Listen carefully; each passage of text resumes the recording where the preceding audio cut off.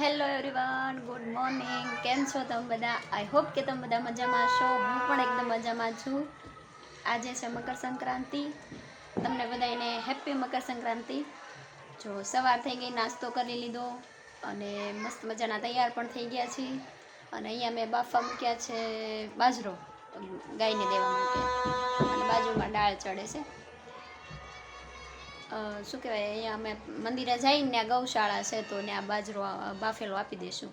અહીંયા સિટીમાં તો કંઈ ખબર નહીં, બધા ગાયને આપતા હોય કે ન આપતા હોય. અમારા ગામડામાં તો આપણે તો રિવાજ છે.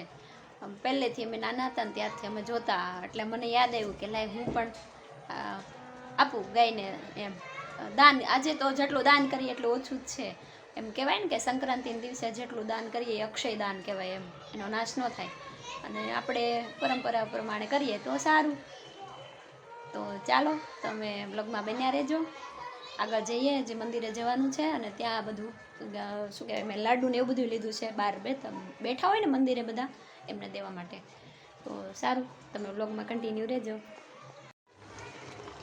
જો ઓલમોસ્ટ બાજરો બફાઈ ગયો છે, થોડોક કાચો જેવો લાગે છે, એટલે બસ હવે પછી જવાનું છે મંદિરે.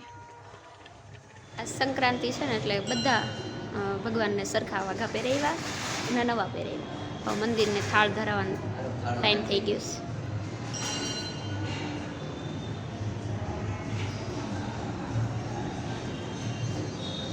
અહીંયા ગૌ માતા માટે ઘાસ.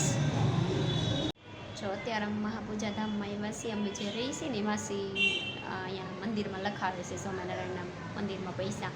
તો અમને કે તમે લખાઈ આવજો. તો અમે અત્યારે મંદિરમાં આવ્યા છીએ. હજી નીચે ઓફિસમાં હું બેઠી છું. હાર્દિક ગયા છે પૈસા લખાવા. પછી ઉપર જઈશું અને મંદિરના દર્શન કરશું.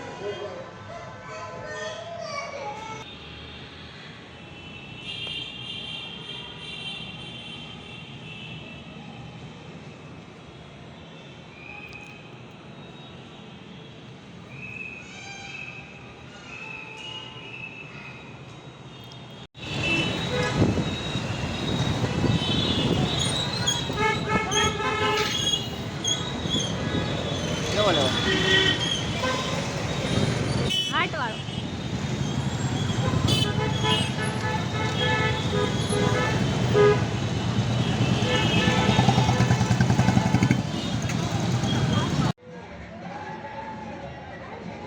જો અત્યારે સાંજનો સમય થઈ ગયો છે અને અમે બે છે ને બહાર બેઠા પતંગ જોઈ છે. અમે કંઈ ચગાવવાના નથી, લાવ્યા છે આમાં આવું બાબલા લાવ્યા છે.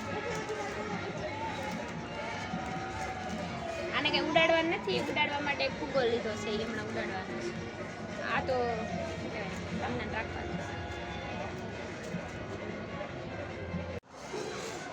જો ફોટા પાડી લીધા છે અને હવે છે ને આમાં છે ને થોડીક ગેસ વહી ગયો ને તો ઉપર જ નથી જતો, તો હવે એમના એ બાંધી દીધો ગુબ્બારો.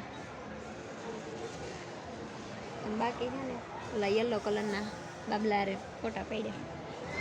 જો પિઝા ઝોનમાં છે ને અમે રાતે જમવા આવ્યા ત્યારે મેં અનલિમિટેડ સલાડ લીધું અને હાર્દિકે અનલિમિટેડ પિઝા. જો પાણીપુરી હોય.